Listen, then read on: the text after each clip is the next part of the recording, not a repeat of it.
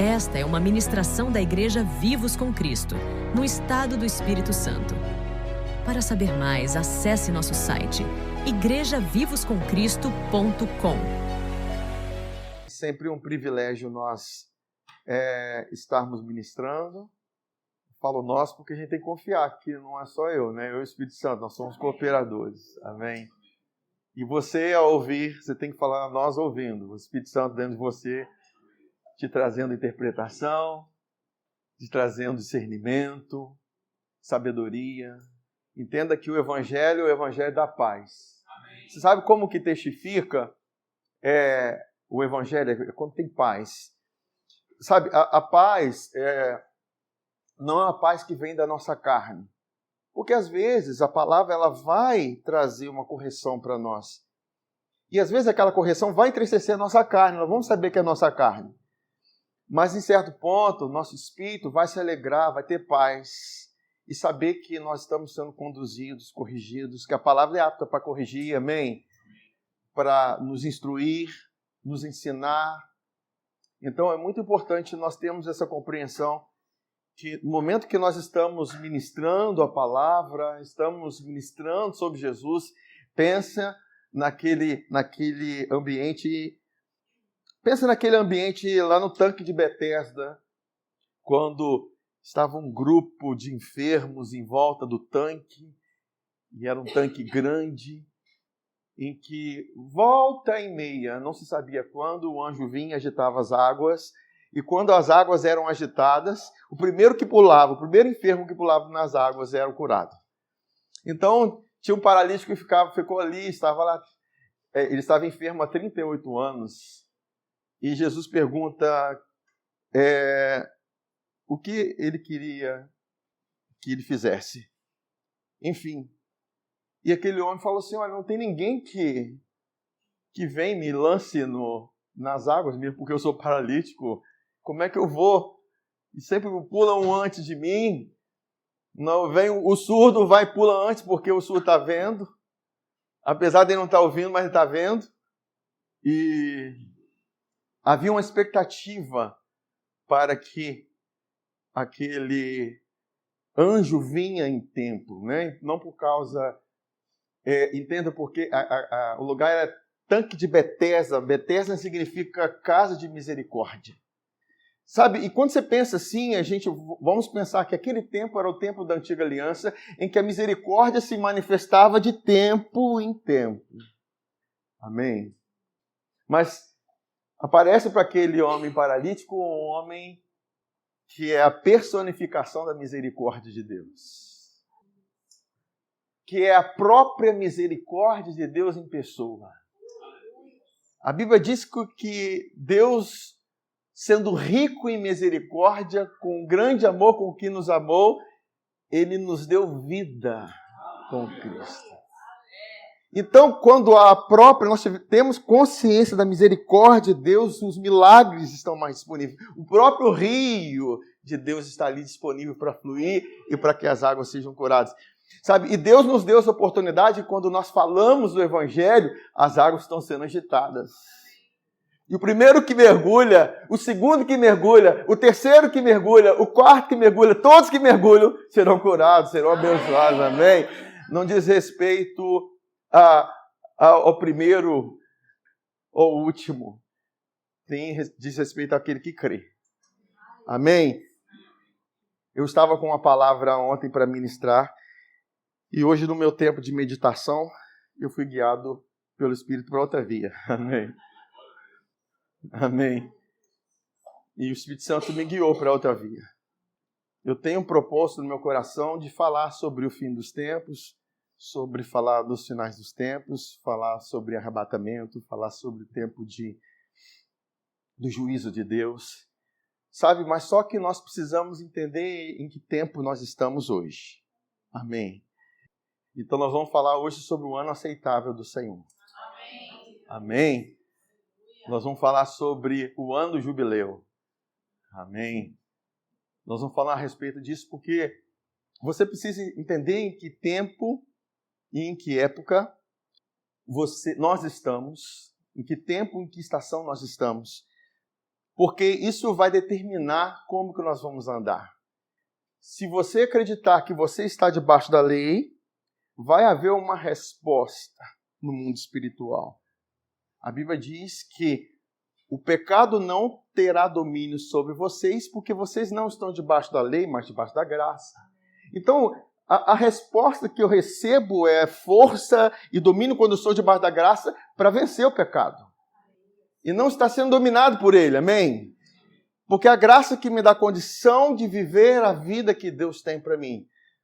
Porque ninguém tem força humanamente para vencer pecado. Ninguém tem força, por mais que tente pagar o mais alto preço para vencer pecado. Mesmo porque o pecado, ele foi vencido quando Jesus foi feito pecado. Que pecado é esse? Eu não estou falando apenas do comportamento, estou falando da natureza. Porque vamos pensar, se nós abrirmos aqui, não vamos abrir não, porque tem bastante coisa para falar com vocês, mas se nós pensamos que nós somos pecadores porque pecamos, nós estamos pensando errado. A Bíblia diz que nós éramos pecadores porque Adão era pecado. Era pecador, por causa da natureza de pecado que estava em Adão. Então, a natureza determina a sua condição. Vocês estão me entendendo? Assim como quando nós éramos pecadores, não havíamos entregue a nossa vida para Jesus, não havíamos nascido de novo, que Jesus falou assim, que importa ao homem nascer de novo, o que nasce da carne é carne, mas o que nasce do Espírito é Espírito. Então, nós precisamos compreender que se, por mais eu estando na condição de pecado, de natureza de pecado, se eu fizesse algo bom, isso não mudava a minha natureza para justo. Eu não sou justo, nós não somos justos por causa da prática de algo bom. Nós somos justos por causa da natureza de justiça de Jesus. Amém? Faça isso, é bom demais. Porque se nós, na condição de pecadores antes, sem termos nascido de novo, nascido de Jesus, nós fizéssemos coisa boa, não mudava a nossa condição por causa da força do pecado de Adão, que teve uma geração, todos nasceram debaixo do pecado. Mas, se nós considerarmos que a força da obediência de Cristo, a glória da sua obediência, a magnitude da obra de Jesus foi muito maior que a obra de Adão. Amém? Qual foi a obra? A obra de Adão ou de Jesus? Então, nós estamos agora na condição de Jesus, sendo feito uma nova criatura. E as coisas velhas passaram. Tudo agora se fez novo. Agora, uma nova criatura, quando eu peco, quando eu falho, a minha natureza muda? Não, da mesma forma que quando eu estava como condição de pecado, a minha natureza não mudava quando eu fazia coisas boas. Amém, gente? E isso nós precisamos entender. Diz respeito à natureza. A natureza determina as coisas. Nós precisamos compreender essa verdade. Então, entender que em tempo nós estamos debaixo da graça. A graça provê uma identidade para você. Identidade de Cristo.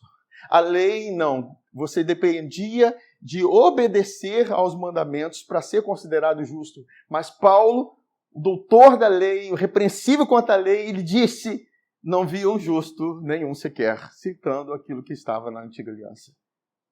E ele disse, todos pecaram e ficaram separados da glória de Deus. Mas ele não nos deixa no vácuo, né? Ele traz a resposta, mas todos nós agora somos justificados gratuitamente pela redenção que há no sangue de Jesus. Você pode dizer que você é redimido pelo sangue? Eu sou redimido pelo sangue. Aleluia. Eu sou justificado pelo sangue. Sabe, lembra quando o povo estava lá no Egito? Eu sei que vocês lembram. Vocês não estavam lá, mas vocês lembram. Quando a última praga seria a morte dos primogênitos. E Deus orientou que toda a casa de Israel todas as famílias deveriam pegar um cordeiro novo. Um cordeiro já é novo. Amém? Um cordeiro de 3 anos de idade, e separavam, ia matar aquele cordeiro, pegar o sangue, passar nos umbrais da porta, passar na porta, lá de fora, e comer aquele cordeiro assado. Então todas as famílias de Israel fizeram isso. Tinha no meio daquele povo gente que tinha pecado? Lógico. Todos. Apesar de que a lei não havia sido dada. Porque quando não há lei, não há pecado. Porque eles não sabem. Amém? Mas eles eram pecadores. Eram. Mas o sangue que estava nos umbrais da porta, estava na porta lá de fora, fez com que, no momento que o anjo da morte passou e olhou o sangue, ele não olhou a pessoa que estava lá dentro da casa. Ele não olhou quem estava, a família que estava lá. Ele não olhou nem se o marido estava brigado com a esposa. Porque isso acontece, amém? Ele não olhou se o filho estava brigado, o irmão estava brigado com o outro. Ele olhou para o sangue e passou por cima. Amém, queridos? Entenda que isso é uma verdade espiritual para nós, daquilo que o sangue de Jesus representa sobre nós. Nós precisamos entender melhor e quão grande foi essa libertação. Nós estamos debaixo do sangue de Jesus Cristo. Então vamos entender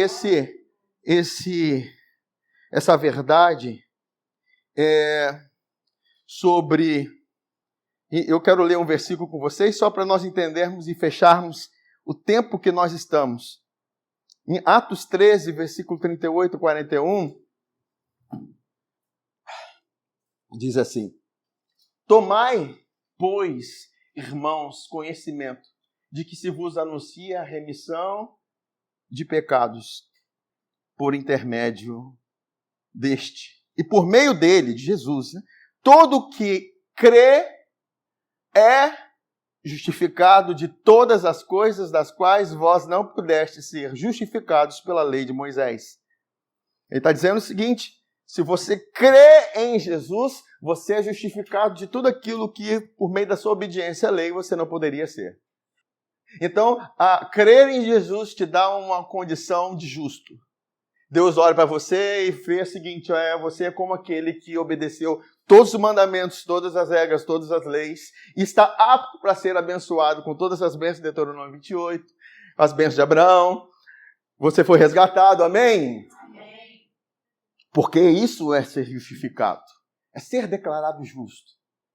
Sabe, nós ficamos mais alegres quando nós passamos o dia jejuando, orando, lendo a palavra, e você conseguiu se desviar do mal, aí você conseguiu passar um dia assim, e você está ganhando vida, ou está fazendo isso, está falando a palavra, passou 2 dias, passou 3 dias, aí você pensa assim: cara, eu estou com bastante crédito diante de Deus.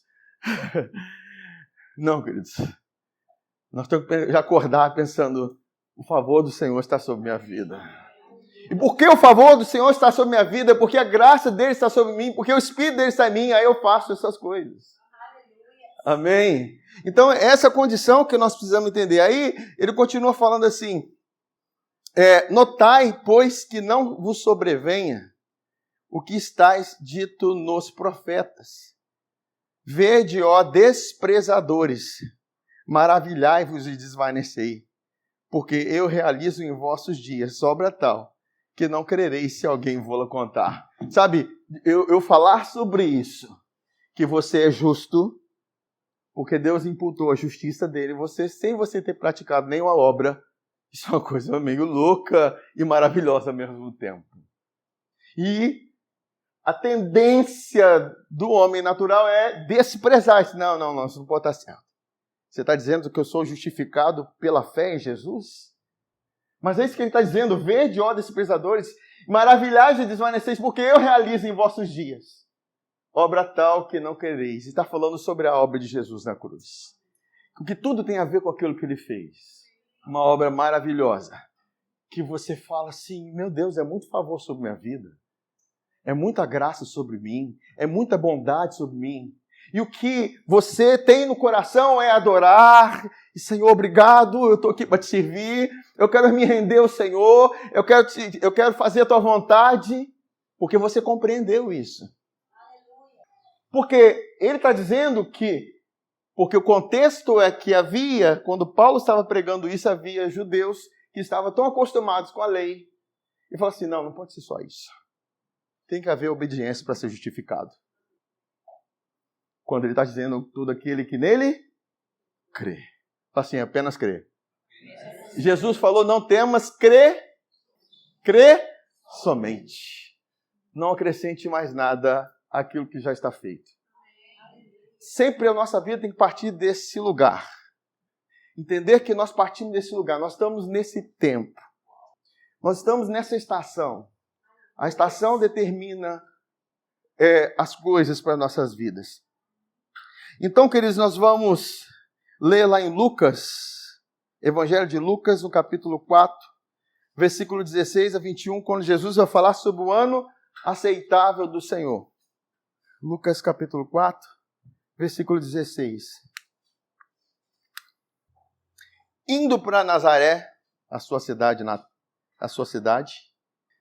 onde fora criado, entrou no sábado na sinagoga, segundo o seu costume, e levantou-se para ler. Entenda, queridos, que sinagoga era a igreja na época.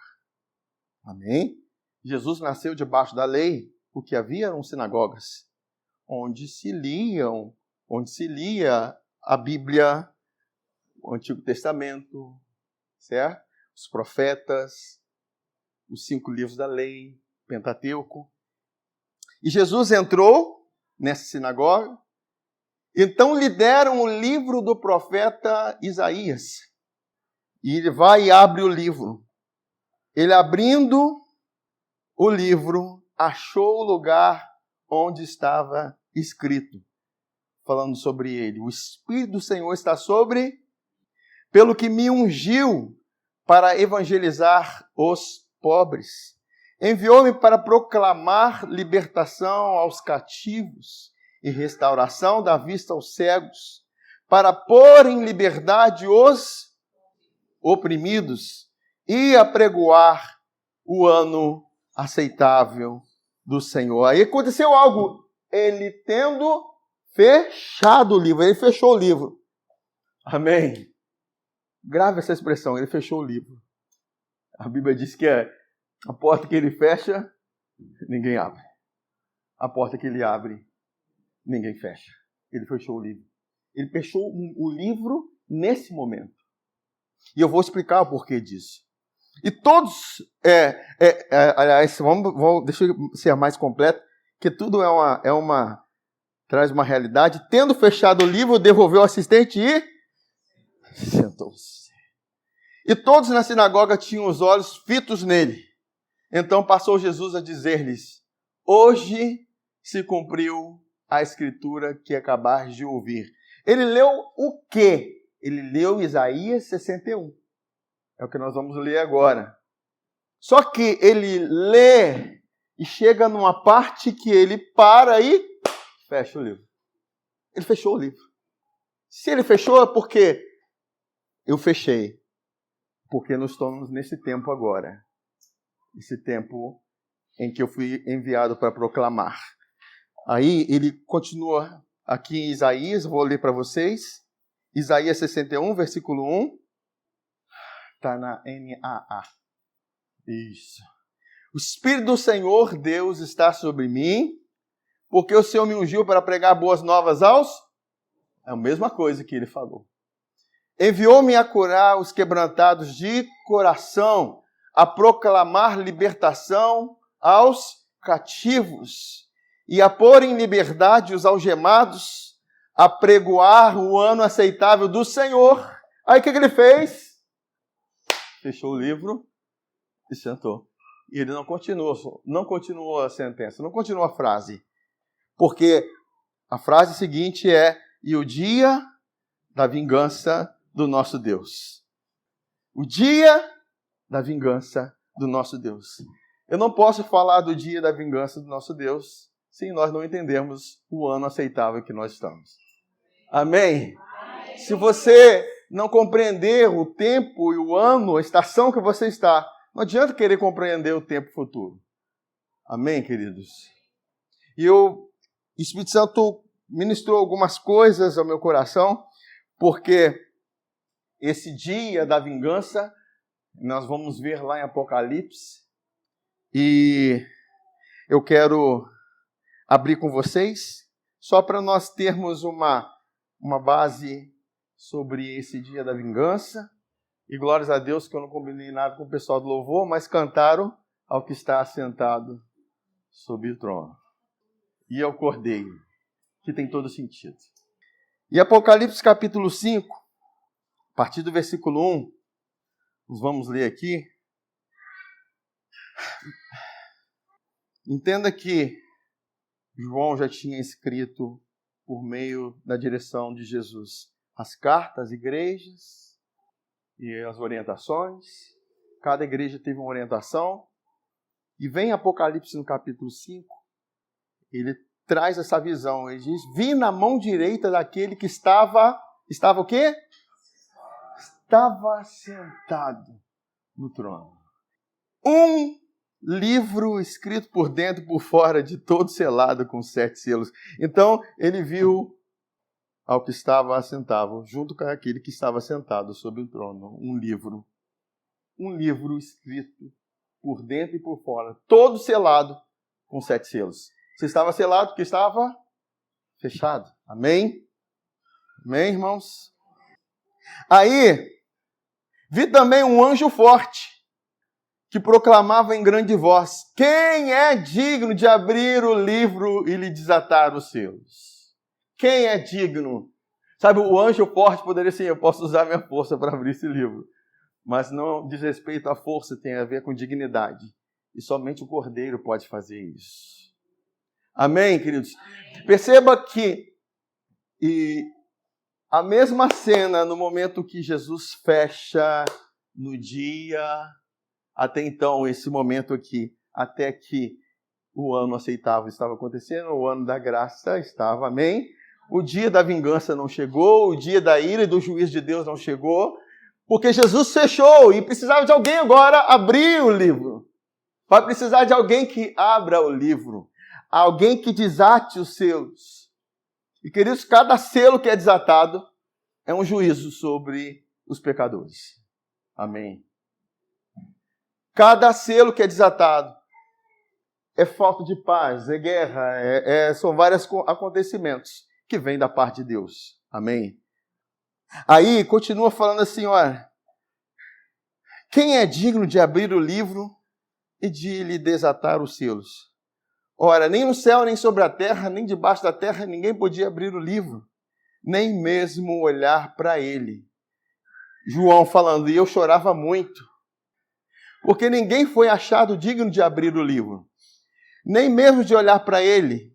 Todavia, um dos anciãos me disse, não chores, eis que o leão da tribo de Judá, eis que o leão da tribo de Judá, a raiz de Davi, venceu para abrir o livro e os seus 7 selos. Então, quem que vai abrir? O leão da tribo de Judá. Por isso que é bom a gente ser ensinado pelo Espírito. E naquele momento, eu comecei a procurar nas Escrituras quantas vezes tem a expressão leão da tribo de Judá na Bíblia. Apenas uma. E nessa? Apenas uma, leão da tribo de Judá. Eu imaginava um monte de vezes. Mas eu busquei diligentemente, procurei na internet, e eu fui ver lá, o leão da tribo de Judá é quem vai abrir o livro. Isso quer dizer que ele vai abrir o dia da vingança. Isso quer dizer que o leão da tribo de Judá é aquele que vai anunciar a vingança, o juízo, que vai abrir e vai desatar os selos, que vai fazer com que venha esse dia. Amém? Mas vocês vão entender por que eu estou falando isso. Porque nós vamos ver quem está. Nós estamos falando leão da tribo de Judá, que fala sobre Jesus. A raiz de Davi venceu para abrir o livro e os seus 7 selos. Então vi no meio do trono e dos 4 seres viventes, e entre os anciãos de pé um cordeiro, como tendo sido morto. E a maravilha é que o leão da tribo de Judá não está assentado. Entende que é uma figura de Jesus. Quem está sentado é o Cordeiro que havia sido morto. Porque nós estamos no tempo da graça. Nós estamos no trono da graça. Nós nos achegamos diante do trono da graça e não no trono do juízo de Deus. Porque o Cordeiro que foi morto por quem, gente? Para favorecer quem? Aqueles que creem nele.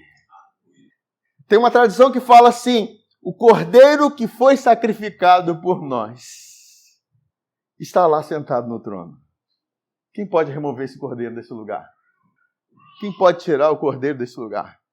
Ele está sentado nesse lugar. A sua justiça está sentado. Aquele que provê para você justiça, aquele que te foi feito pecado no seu lugar, porque o Cordeiro foi morto, porque ele foi feito pecado para te fazer justiça, justo. Lembra, queridos, na época da lei, em que as ofertas eram oferecidas e um animal era sacrificado, e cada um, de acordo com o seu pecado, sua condição, levava um animal, geralmente um cordeiro, um cabrito, e levava para o sacerdote. O sacerdote analisava quem? O cordeiro, e não olhava o pecador. Assim como o anjo da morte não olhava para o pecador, olhava para o sangue. Amém? Aí o sacerdote olha para ver se aquele cordeiro tinha mancha, tinha ruga, tinha pecado, ou tinha mancha, era com defeito, que faz referência a Jesus, amém, irmãos? E o sacerdote fazia assim, dá um joinha. Dá um joinha, está ok. Imagina pro pecador que está lá.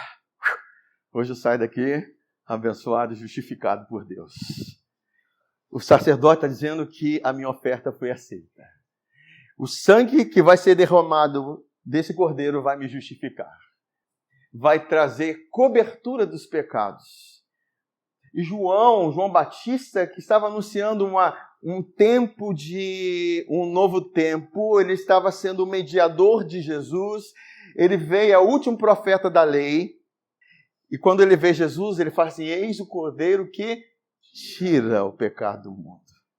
Esse é o pecado do mundo que ele tira. Tira porque o sangue de Jesus Cristo que nos comprou, nos redimiu, nos transformou uma nova criatura. Deus olha para você e não vê pecado. Por causa de quem? O sangue. Você fica feliz com isso? Amém. Aleluia, queridos. Queridos, entenda que isso é tão importante compreender, porque era feito toda uma transição, o animalzinho lá inocente era simbolizando alguém que ia pagar o preço, e o pecador, o sacerdote deu um ok, pode sacrificar, ele colocava a mão sobre a cabeça do animal, transferindo o pecado para o animal, e o animal transferia o quê? A sua inocência para o pecador. Sabe, entenda que esse animal faz referência ao nosso Cordeiro, que foi feito pecado por nós. Então ele recebeu Jesus recebeu de nós, da nossa parte, todos os nossos pecados e iniquidades. Caíram sobre ele. Se não tivesse caído, ele não poderia morrer, porque o salário do pecado é a morte. E não tem como um homem morrer se não tiver pecado. Se Jesus não tinha pecado, e nós sabemos que ele não tinha, ele morreu porque os nossos pecados estavam lá. Amém? Então ela estava lá no nosso Cordeiro. E agora, o Cordeiro que foi morto, em Apocalipse, João vê, ele está lá. Aleluia. Você olha para o céu, você não pode ver mais condenação. Você não pode mais ver culpa. Você não pode mais ver juízo. O seu Cordeiro está lá, assentado. Amém, gente? Aí continua falando assim. Ele tinha 7 chifres. Eu não vou explicar o que é isso mesmo, porque são termos. Bem como 7 olhos, que são 7 Espíritos de Deus enviados por toda a terra. Veio, pois, e tomou o livro da mão direita daquele que estava sentado no trono. E quando tomou o livro, os 4 seres viventes, os 24 anciãos, prostraram-se diante do Cordeiro, tendo cada um deles uma harpa e taças de ouro cheias de incenso, que são as orações dos santos. Por que estava cheio de incenso, queridos? Porque a oração era ouvida. Por que era ouvida? Porque eles eram santos. Sim, mas eles eram santos por causa do sangue. O sangue é que santifica. É o sangue que te santificou, queridos, te separou. Nada é consagrado sem o sangue. O sangue de Jesus Cristo te consagrou. Você tem que se ver santo. Quando você se vê santo, a sua atitude vai ser diferente diante das tentações, dos pecados.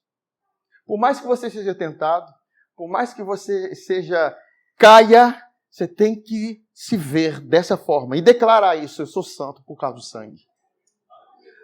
Apóstolo Paulo, quando está corrigindo a igreja de Coríntios, que é uma igreja que era muito tendenciosa ao pecado, uma igreja que tinha carnalidade.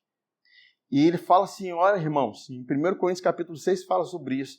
Quando ele diz: olha, irmãos, muitos de vocês foram roubadores, ladrões, avarentos, impuros, beberrões, mas agora vocês foram lavados, foram santificados, foram justificados no nome do Senhor Jesus e pelo Espírito do nosso Deus. Entenda que eles sofreram a ação de ser lavados, santificados e justificados. Aleluia! Porque quem te declara justo não é você, é o Senhor. A Bíblia diz que aquele que ressuscitou intercede por nós. No mesmo contexto, é quem tentará acusação contra os escolhidos de Deus, se é Ele quem os justifica. Quem os condenará? Antes, quem morreu por nós, o qual também ressuscitou, está sentado no trono, que intercede também por nós. Amém? Aleluia! Aí, estavam cheios das orações dos santos e entoavam um novo cântico dizendo: digno és de tomar o livro e de abrir-lhe os selos, porque foste morto e com teu sangue compraste para Deus os que procedem de toda tribo, língua e povo e nação, e para o nosso Deus os constituíste reino e sacerdotes, e reinarão sobre a terra. Por que nós reinaremos? Porque Deus nos constituiu reis e sacerdotes. Queridos, nós só podemos reinar quando nós recebemos a abundância da graça e a dádiva da justiça. O presente de ser considerado justo por Deus, sem ter feito uma obra sequer para ser justificado. Eu não estou anulando as obras. A obra é lícita, nós devemos fazer, mas obra para ser justificado não existe mais. Porque nós estamos diante de uma obra perfeita, que nos justificou para sempre, que nos declarou justo para sempre. Por quê que declarou para sempre? Porque o Cordeiro está sentado. Em Hebreus capítulo 4 diz assim: visto que temos um sumo sacerdote que foi tentado em todas as coisas, porém sem pecado, e se compadece de nós, acheguemo-nos, pois, com confiança. Por que eu chego com confiança junto ao trono da graça? Por causa do sumo sacerdote. Porque ele se compadece de mim. Porque ele que se ofereceu a si mesmo como sacrifício perfeito, e por meio do seu sangue eu tenho confiança para me achegar ao trono da graça. Agora, queridos, nós, como sacerdotes, precisamos nos chegar diante de Deus. Precisamos ter relacionamento com Ele. Porque nada adianta uma porta aberta se você não entra por ela. A porta da graça está aberta. Salmo 118 diz assim: a porta, abre-me as portas da justiça. Para quê? Ele diz: para que nós entremos por ela e rendemos graça. A porta da justiça foi aberta para nós. A porta que nós podemos entrar, Jesus é a porta, nós entramos por Ele e nos achegamos. Como sacerdotes, como quem faz orações, como quem é aquele que no sacerdócio entra no santo lugar e se relaciona com a mesa dos pães, os pães da presença, com o altar do incenso, com candelabro, que vem luz, iluminação, vem entendimento. Você é fortalecido. O pão, você faz o que com o pão? Você come. Você é alimentado. Então, queridos, o papel de sacerdote é esse. Para que nós agora, sem o véu, porque não existe mais véu, o véu foi rasgado de alto a baixo, nós possamos contemplar a face de Deus. Mas entende que eu contemplo a face de Deus porque eu passei no santo lugar. Eu passei no santo lugar por causa do sacrifício. Porque o primeiro lugar é o átrio, no tabernáculo, onde é feito sacrifício, onde o sangue é derramado. E você vai para o santo lugar.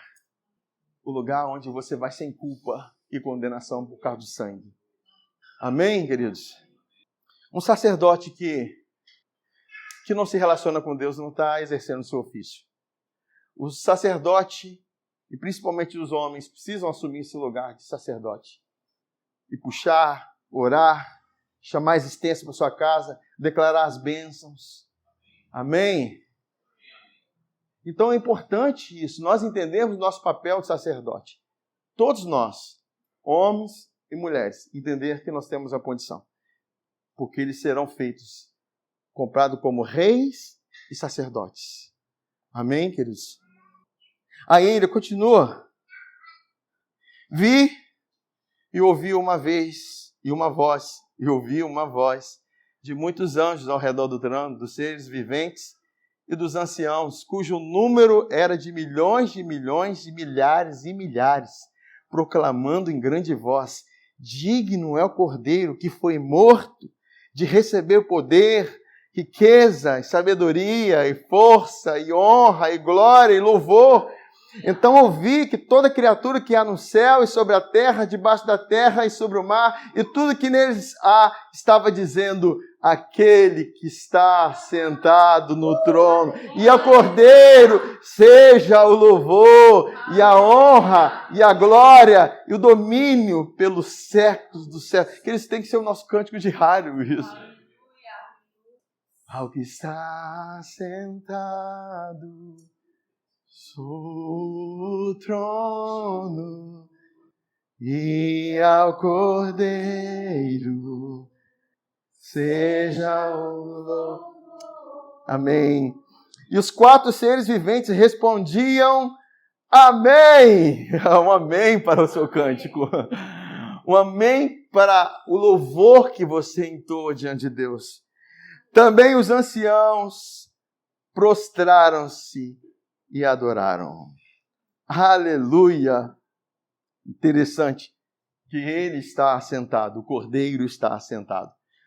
As pessoas gostam muito de enfatizar o leão da tribo de Judá, o leão da tribo de Judá. Entenda, queridos, que ele vai se demonstrar como leão da tribo de Judá quando desatar os selos. Ele vai anunciar. Sabe por quê? O leão da tribo de Judá anuncia o juízo, anuncia a condenação de Deus. Percebam que em primeira epístola de Pedro, ele fala assim: o diabo, vosso adversário, ruge como um, buscando quem possa tragar. Como que ele pode rugir como leão? Ele quer anunciar a ira hoje. Ele quer anunciar o dia da vingança agora. Ele quer que nós achemos que nós estamos debaixo da ira de Deus e da vingança dele. É o que aconteceu na pandemia. A ira de Deus está acontecendo. É a ira de Deus, é a ira de Deus. Não, queridos, nós estamos debaixo da ira de Deus. As pessoas estavam precisando ouvir o Evangelho. Estavam precisando ouvir sobre o ano do jubileu. Estavam precisando ouvir nesse novo tempo, essa nova estação que nós estamos. Então, quando o diabo, o que ele faz? Ele vai rugir condenação sobre sua vida. E quando vem condenação, a expectativa de juízo gera o quê? Medo. Hebreus diz que ele escraviza pelo medo. São escravizados pelo medo. E o medo está ligado ao medo do juízo, de ser condenado. Amém? Mas, queridos, o Cordeiro está lá sentado. A Bíblia diz que eu vi o dragão, e isso é Apocalipse 12, a grande serpente, o enganador dos irmãos, sendo expulso. E ele acusava os irmãos de dia e de noite. Mas esses irmãos o venceram pelo sangue do Cordeiro. Aleluia, queridos, nós vencemos pelo sangue. Faça menção do sangue de Jesus todos os dias. A menção do sangue. Porque acaba o rugido do leão quando o sangue está ali. Acaba a condenação. Acaba porque o sangue te justificou. Glória a Deus. Isso é maravilhoso. Então vamos falar sobre o ano de jubileu, que é expresso na antiga aliança, para nós entendermos algumas coisas algumas sombras daquilo que nós estamos vivendo hoje, amém? O ano de jubileu, ele acontece de 50 em 50 anos. Acontecia. Porque na época do exílio de Israel, eles pararam de comemorar isso porque eles estavam fora da terra. Então, quando Jesus ele anuncia o ano aceitável do Senhor, eles tinham na cabeça, está falando do ano do jubileu. Não pode, jubileu. Não estão comemorando mais. Não é esse tempo. Porque na cabeça de Deus esse tempo passou. Mas Jesus veio, eu vim para que se cumpra esse tempo. Esse tempo que nós estamos é o ano do jubileu, e nós vamos ver isso. E em Levítico, no capítulo 25, a partir do versículo 8, eu não vou ler, são muitos versículos, e no versículo 8, não, 25, 10, tá, André? Deixa eu fazer algumas considerações para nós ganharmos um tempo. Ele vai começar no versículo 8 a 10, porque antes fala do ano do descanso. Amém? O ano do descanso fala de que o povo de Israel deveria trabalhar na terra durante 6 anos. 6 anos de trabalho para cultivar a terra, para arar a terra, para podar, para fazer o serviço da terra. E no 7º ano eles não deveriam trabalhar na terra, eles apenas colher daquele ano trabalhado. Amém? Então assim era o ano. Assim era feito o ano de descanso. Entendo que é um princípio até para quem tem terra, tem propriedades aí, eu estou falando para o pessoal que tem propriedade, amém? E você não deve trabalhar direto na terra. Assim como o princípio do descanso. Você trabalha 6 dias, em tese, e no 7º você descansa. Porque assim Deus se estabeleceu. Ele criou o mundo em 6 dias, e no 7º ele descansou da obra que havia criado.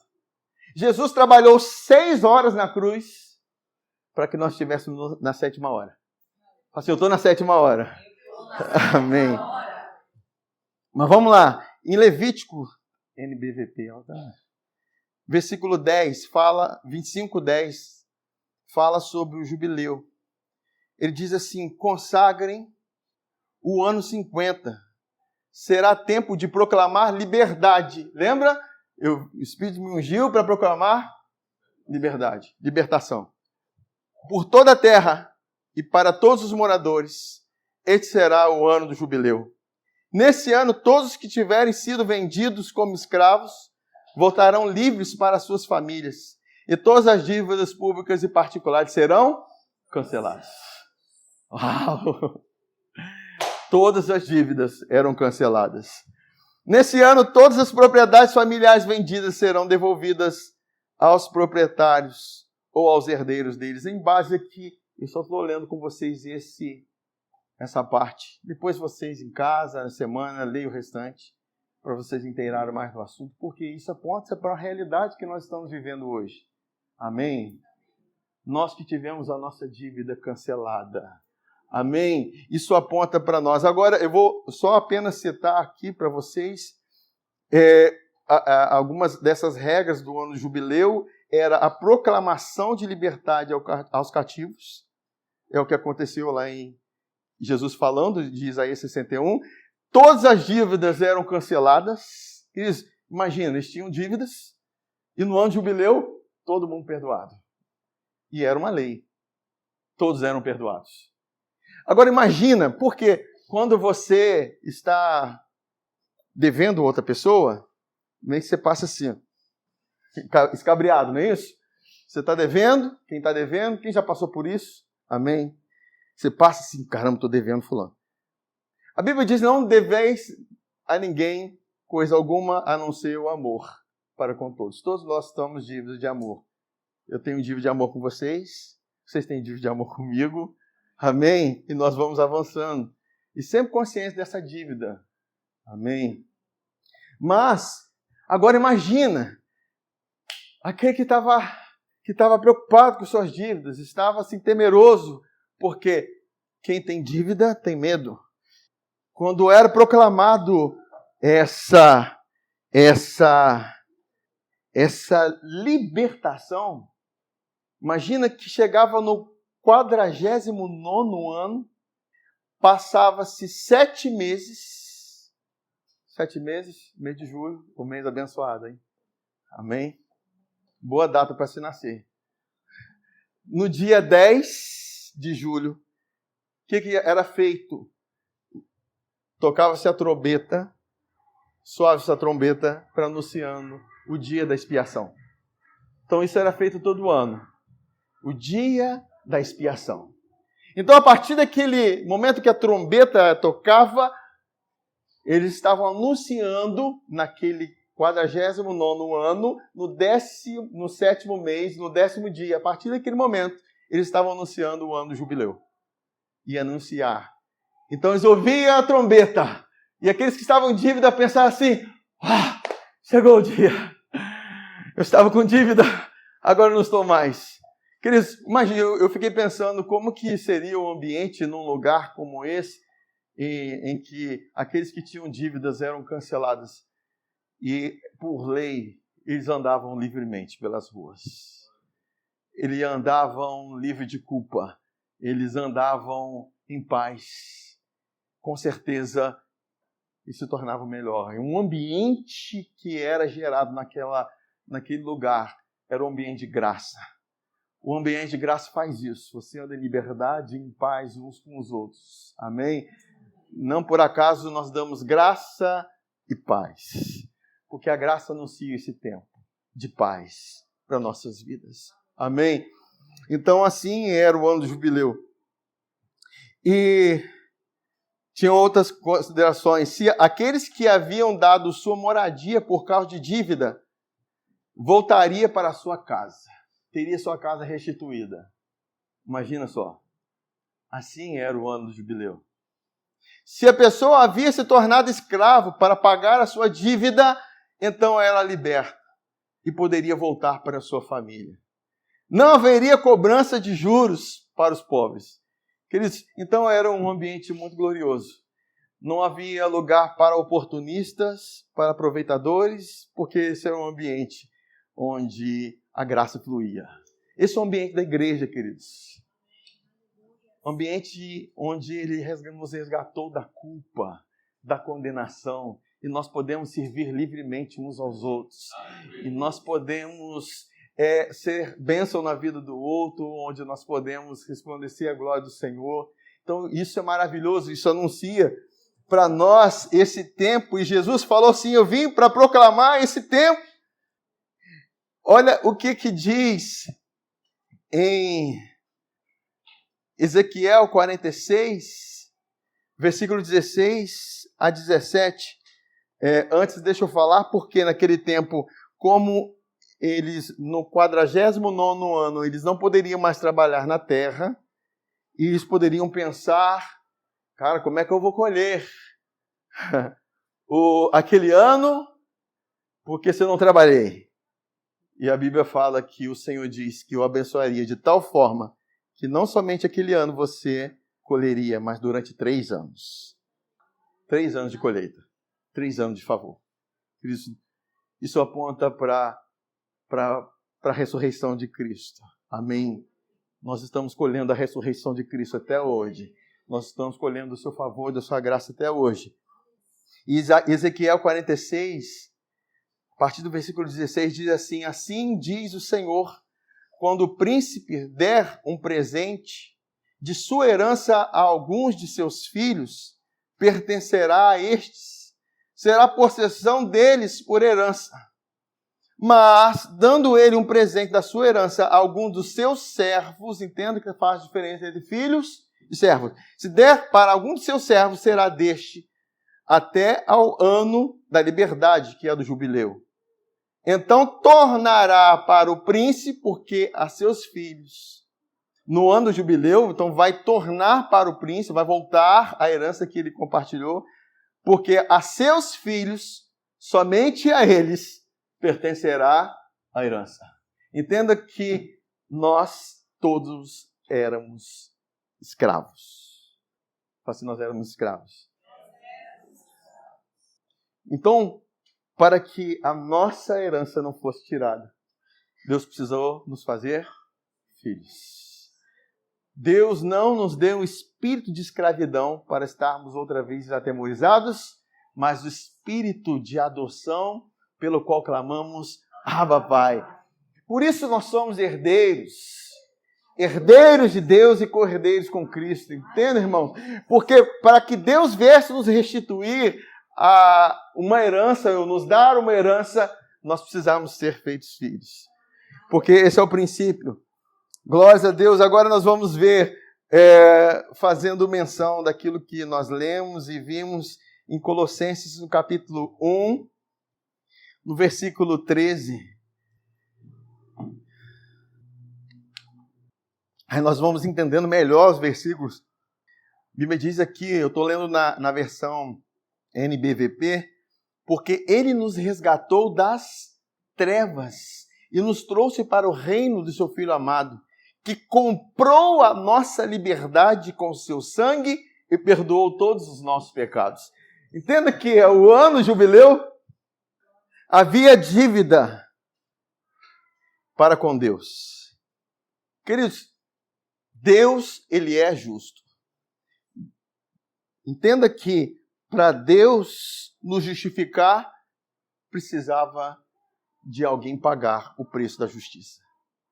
E, na verdade, é como se o amor que Deus é se oferecesse para pagar a justiça que Deus é. Vocês estão me entendendo? Deus é amor. E para pagar a justiça, para que não houvesse mais dívida, ele precisou oferecer-se a si mesmo. Foi o que Jesus fez. Ele se ofereceu a si mesmo. Amém, queridos? Para com Deus não há dívida. E se não há dívidas para com Deus, e não apenas dívida, mas a crédito de justiça, isso quer dizer que você tem benefícios. Você tem herança. Amém? Aí, ele continua, lá em Colossenses 2, no capítulo 2, versículo 13 a 15.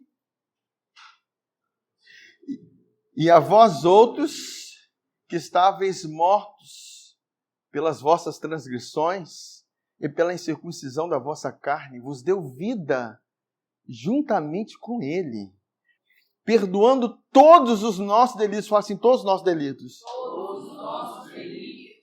Aleluia. Tendo cancelado o escrito de dívida que era contra nós e que constava de ordenanças, o qual nos era prejudicial, removeu inteiramente, encravando-o na cruz. E despojando principados e as potestades, publicamente os expôs ao desprezo, triunfando sobre eles na cruz. Queridos, quando Jesus ele derrama seu sangue para nos favorecer, não existe mais escrito de dívida que vai prevalecer. Por isso que o diabo foi derrotado. Ele não tem poder de te acusar, de te amarrar, de te prender mais, por causa do sangue do Cordeiro.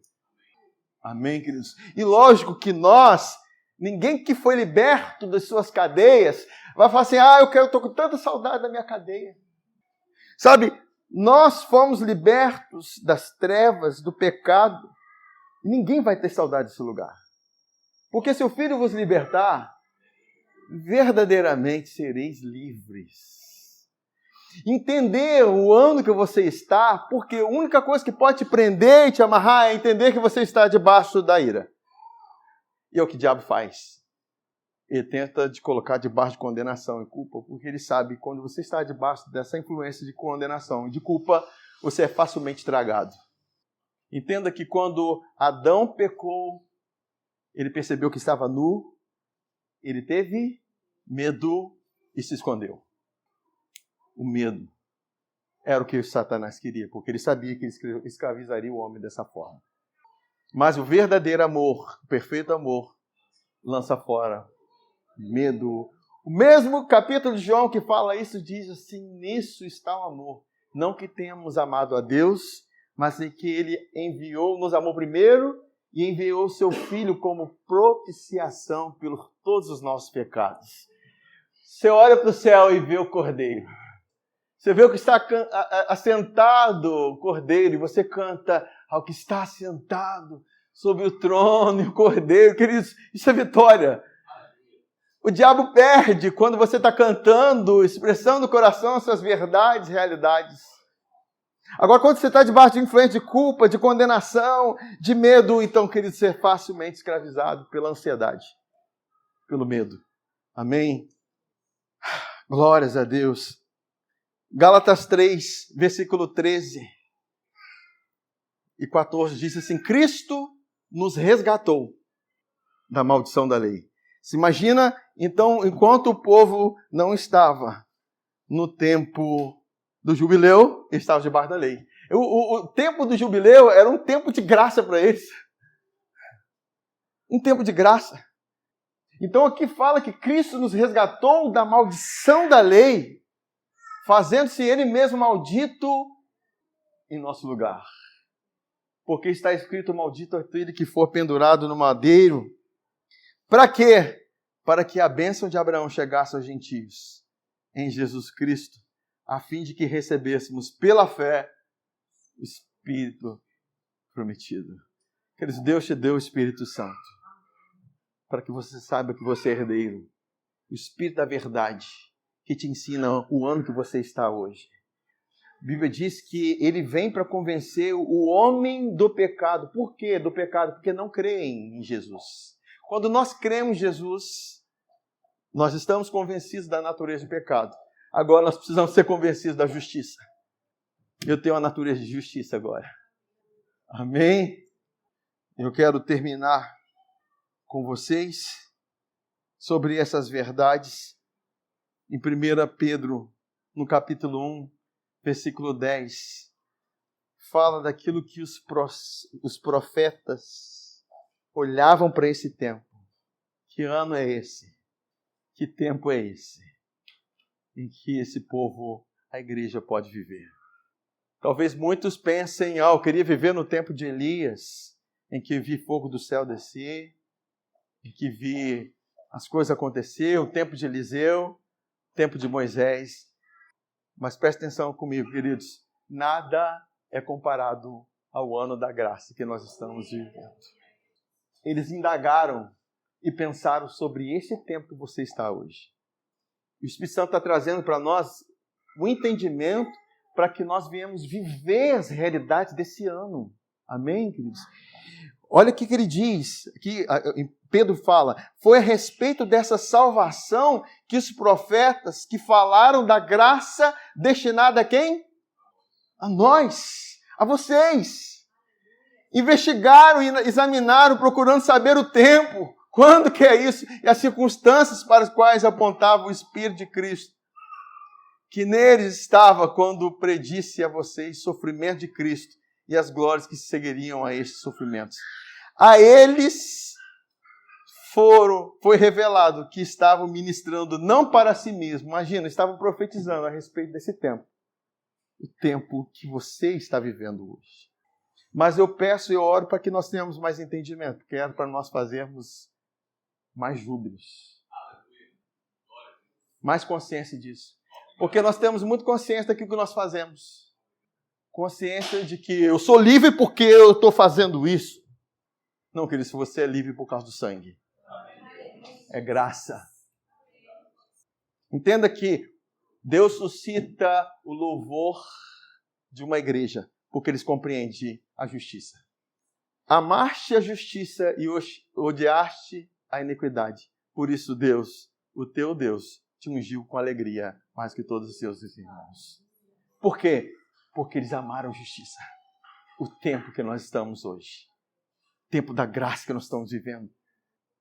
É um tempo de realmente rendermos graças ao Senhor, de adorarmos a Ele, de entoarmos louvores, não só momento de louvor em que somos estimulados a cantar, mas em todo o tempo, queridos. Nós precisamos chegar e sair daqui, bendito é o nome do Senhor, ao que está sentado no trono, aquele que intercede por mim. Obrigado, Senhor, minha vida está aqui. Eu vim para, como os anciãos, oferecer as minhas coroas aos seus pés, me render à adoração diante do Senhor, viver esse tempo. Precisamos estar mais conscientes das realidades do céu, que cerca o céu hoje. João viu o Cordeiro sentado. Amém? Aí a eles foi revelado que estavam ministrando não para si mesmos, mas para vocês, quando falaram das coisas que agora lhes são anunciadas por meio daqueles que pregaram o Evangelho pelo Espírito Santo enviado dos céus. O que eu estou fazendo para vocês? O que nós temos a oportunidade de fazermos porque nós temos o Espírito Santo. Coisas que até os anjos anseiam observar. Você acha que aqui agora não tem anjos observando? Queridos, olha com os olhos da fé. Você acha que não tem anjos aqui? A Bíblia diz que os anjos são ministros que vieram servir os que herdam a salvação. Quem herda a salvação são aqueles que creem. Anjos aqui nesse lugar, queridos. Nós temos que pensar dessa forma, imaginar e crer nisso. E talvez a gente passe nas ruas e às vezes... Ih, caramba, tá abandonada a rua. Não, querido, você está com anjos com você. Porque são realidades celestiais que Deus quer que nós venhamos ter. E olha que nós já entramos em lugares aqui de Vila Velha, em lugares e horas impróprias, em lugares perigosos aqui em Vila Velha. Não uma só vez, mas algumas vezes. Entramos no lugar que, caramba, lá, como é que você vai entrar? Vai entrar? Por quê? Não estou sozinho. Não estamos sozinhos. Existem anjos que estão conosco. Você crê nisso, queridos? A Bíblia diz que ele dá ordem ao seu anjo para nos guardar. Eu quero fechar apenas com esse versículo de 2 Coríntios 6. Esses 2 versículos, 1 e 2. E nós, cooperando também com ele, os exortamos a que não recebais a graça de Deus em vão. Porque diz, ouvi-te em tempo aceitável. Por que a oração dos santos estava na mão do anjo? Cheia da oração dos santos. Estava na mão. Porque as orações eram ouvidas. Queridos, cada oração que nós oramos aqui hoje, e a oportunidade que nós estamos tendo de chegar mais cedo aqui para orar, buscarmos a Deus e de vermos manifestações, é essa. Amém? Porque o tempo que você deixa de orar, queridos, é o tempo que você deixa de receber. Aí nós estávamos, todas as nossas orações estavam em taças de ouro. E a Bíblia diz, ouvi-te no tempo aceitável. É o tempo da graça. O tempo da graça é o tempo de oração, queridos. O tempo que Deus ouve a sua oração. Você pode orar porque Ele ouve. Amém? E Ele não é tardio em responder. E quando que Ele te socorre? E socorrer-te no dia da salvação. Eis aqui agora o tempo aceitável. Eis aqui agora o dia da salvação. Deus já te ouviu lá na cruz. Uma de nossas necessidades já foram supridas na cruz. Cabe a nós agora, no tempo aceitável, orarmos a Ele, que seremos ouvidos. Amém? Vamos colocar de pé.